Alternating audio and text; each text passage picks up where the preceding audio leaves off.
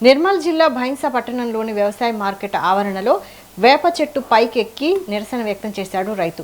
చొండి గ్రామానికి చెందిన దాసరి రాజలింగం అనే రైతు తన పొలంలో విత్తేందుకు భైంసాలోని ఓ ఎరువుల దుకాణంలో తేజస్వి కంపెనీకి చెందిన 9 బ్యాగుల సోయా విత్తనాలను కొనుగోలు చేసినట్లు తెలిపాడు.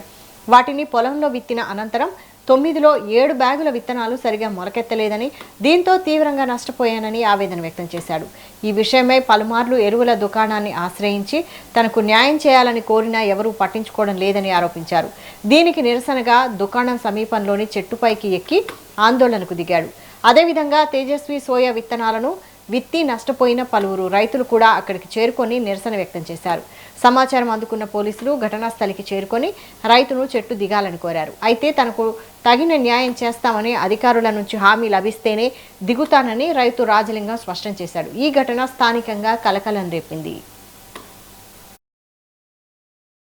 రాయపూర్ కాన్లీ దేవేందర్, మేకల దేవేందర్, తేజస్విని 2 బ్యాగులు వేసినాం. అది మొలలేదు. విజిట్ చేయడానికి రమ్మంటే ఫోన్ లిఫ్ట్ చేయడం లేదు. 5 days కు వచ్చారు. వాళ్ళు షాప్ కు వెళ్ళి తీసుకోమని చెప్పిండ్రు, కానీ టైం లేదు. మాకు టైం లేదు కాబట్టి అంటే మాకు డబ్బులు రిటర్న్లు ఇచ్చేయండి. కంపెనీ వాళ్ళు దయచేసి ఏదన్నా కానీ మాకు న్యాయం చేసేటట్లు రైతులకు అంటే తేజస్విని తీసుకున్న బ్యాగ్స్ ప్రతి రైతుకు కంపెనీ వాళ్లకు నష్టపరిహారం చెల్లించి డబ్బులు రిటర్న్ ఇవ్వగలరని మీకు కోరుతున్నాను. ఇది త్రివేణిలా తీసుకున్నా నేను, రాయపూర్ కాన్లీ. వాళ్ళు ఏమన్నారంటే ఇంతకు ముందు వేరే బ్యాగులు మొలిసినాయి కదా, మీ ఎందుకు మొలలేవు అది ఇది అన్నారు. మళ్ళా కంపెనీ వాళ్ళకు ఫోన్ చేస్తే 5 days కు వచ్చిండ్రు. అసలు ఆ టైం అయిపోయింది.